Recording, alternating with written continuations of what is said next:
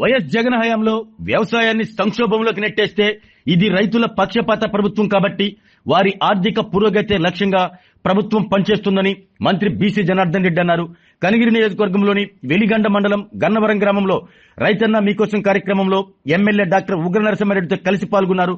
జగన్కు ఒక్క ఛాన్స్ అని 151 సీట్లిస్తే రాష్ట్రాన్ని రావణ కాష్టగా మార్చి ప్రజలను అన్ని రకాలుగా ఇబ్బందులకు గురిచేశారన్నారు.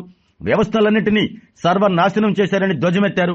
ప్రజలకు విసికెత్తి 11 సీట్లిచ్చి పక్కన కూర్చోబెట్టారు అని ఎద్దేవా చేశారు.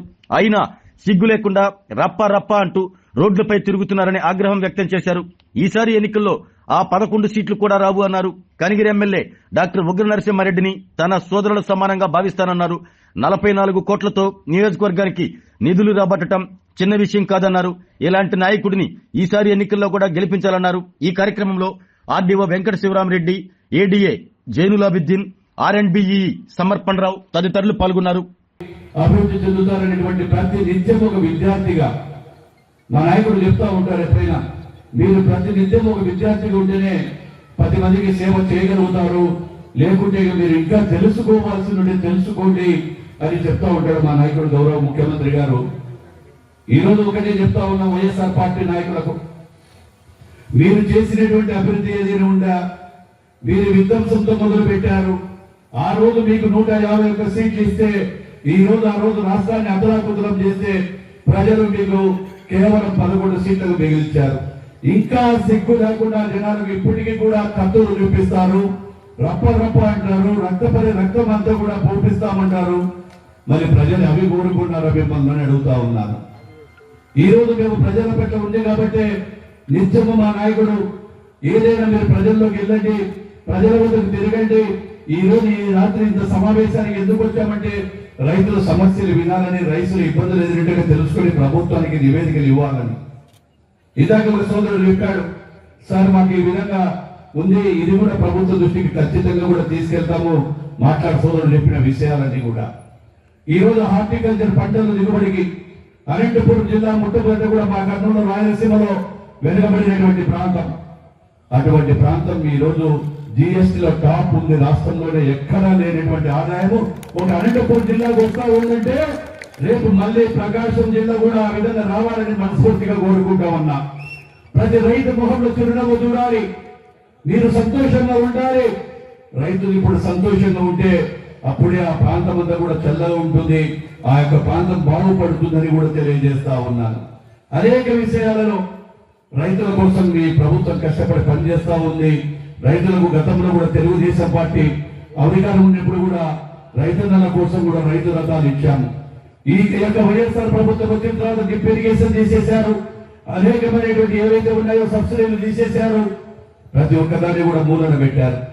అది మర్చిపోకుండానే ఇప్పుడు డ్రిప్ ఇరిగేషన్ కానీ ఇంకా యొక్క ఏదైతే దిగుబడి పంటల గురించి కూడా, ఎందుకంటే పంట మార్పిడి ఎప్పుడైతే జరుగుతుందో పంట మార్పిడి జరగడం వల్ల కూడా భూమి సారవంతమైన భూమి ఇంకా బాగా సాగుగా పెరుగుతుంది.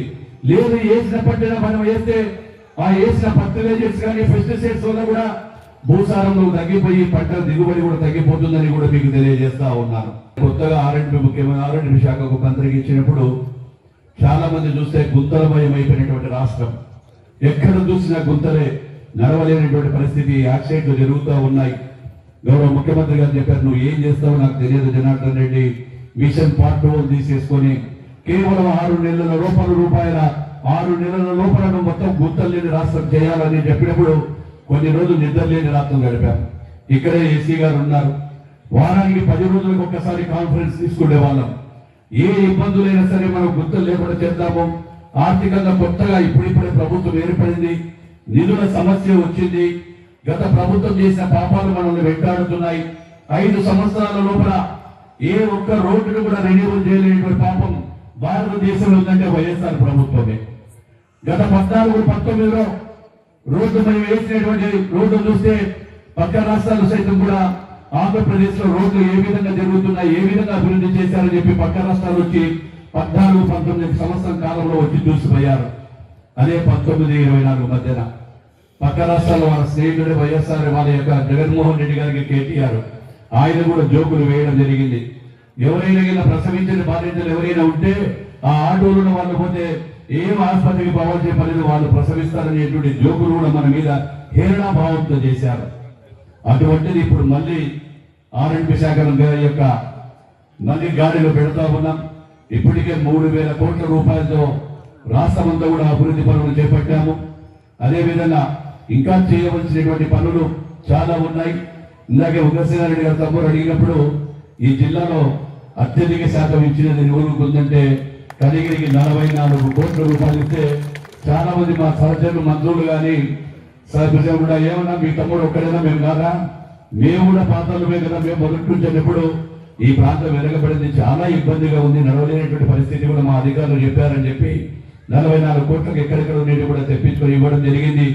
ఈ బ్రిడ్జి విషయం కూడా చాలా సార్లు కూడా చెప్పడం జరిగింది. ఏది ఏమైనా అన్నా నాకు ఈ బ్రిడ్జి కావాలి, ఇబ్బంది పడతా ఉన్నాము అంటే ఒక నాయకుడు, ఈ రోజు ఇలాంటి నాయకుడు దొరకడం నిజంగా కూడా ఒక మీ అందరి అదృష్టం. ఇది నేనేదో ఉగ్రసేనారెడ్డి ఇక్కడ ఉన్నాడని కాదు, ఏ రోజు నన్ను కలిసిన చాంబర్కి వచ్చినా ఏదో ఒక కాగితం తీసుకొచ్చానా ఈ రోడ్డు కావాలా, నువ్వు ఏదన్నా చేయి, నాకు తప్పదు ఇచ్చేసేయి, ఏదో ఒక స్కీమ్లో పెట్టు అంటే ఒక కష్టపడే జ్ఞానం ఉండేటువంటి ఒక నాయకుడిని మీరు గెలిపించుకున్నారు. ఇక్కడే చూస్తా ఉన్నా ఇప్పుడు దాదాపు 8 గంటల్లో కూడా ఎన్నో వేల మంది కూడా ఇక్కడ వచ్చి ఒక నాయకుడు వస్తున్నాడు, ఆయన మీద ఉన్న గౌరవము ప్రేమ మీకు ఈరోజు అర్థం అవుతా ఉంది. ఆరోగ్యమే మహాభాగ్యం అంటారు, కానీ ఆరోగ్యాన్ని నమ్మకంగా కాపాడే స్థానం ఎక్కడ? ఇది ఒంగోలులో మీకు దగ్గరగా మన Venkataramana nursing home private limited. Caring your life 54 ఏళ్ల విశ్వాసంతో ఇది ఒక హాస్పిటల్ కాదు, ఇది ఒక విశ్వాసం. 3 తరాలుగా వేలాది కుటుంబాలను ఆరోగ్యంగా నిలిపిన ఆదరణ. మా నిపుణుల వైద్య బృందం మా దగ్గర అనుభవం కలిగిన బృందంలో అందించే సేవలు neuro surgery, general medicine, diabetes, pulmonologist, general surgery, ophthalmology, urology, orthopedic, ENT, pediatrics, dental surgery, anesthesiology, gynecology, cardiology, emergency మరియు క్రిటికల్ కేర్. ఒంగోలులో ఆరోగ్యానికి ఒక కొత్త శకం ప్రారంభమవుతుంది. వెంకటరమణ ఐ హాస్పిటల్ ప్రారంభించబడింది. కంటి ఆరోగ్యానికి ప్రత్యేక పరిష్కారంగా ప్రభుత్వ ఉద్యోగులు, రిటైర్డ్ ఉద్యోగులు మరియు వారి కుటుంబ సభ్యుల కోసం EHS ద్వారా వైద్యం, క్యాష్లెస్ సేవలు, Medi Assist, Star, GHPL, Aditya Birla, Bajaj Allianz మరియు ఇతర ప్రముఖ హెల్త్ స్కీమ్లు అందుబాటులో ఉన్నాయి. ఆరోగ్యశ్రీ, డాక్టర్ NTR వైద్య సేవా నిధి అందుబాటులో ఉన్నాయి. చిరునామా RTC బస్ స్టాండ్ ఎదురుగా, Kurnool road, Ongole. Phone number 08592282623, cell number 9100679099, eye hospital number 9866484770, website www.venkatramanarsinghome.com, Facebook www.facebook.com/pkrnh. Venkataramana nursing home, 3 తరాల విశ్వాసం, నూతనతతో కూడిన సేవ. మేము కేవలం చికిత్స చేయము, మేము శ్రద్ధ వహిస్తాం, పరిరక్షిస్తాం. సేవ చేయడం మాకు ధ్యేయం.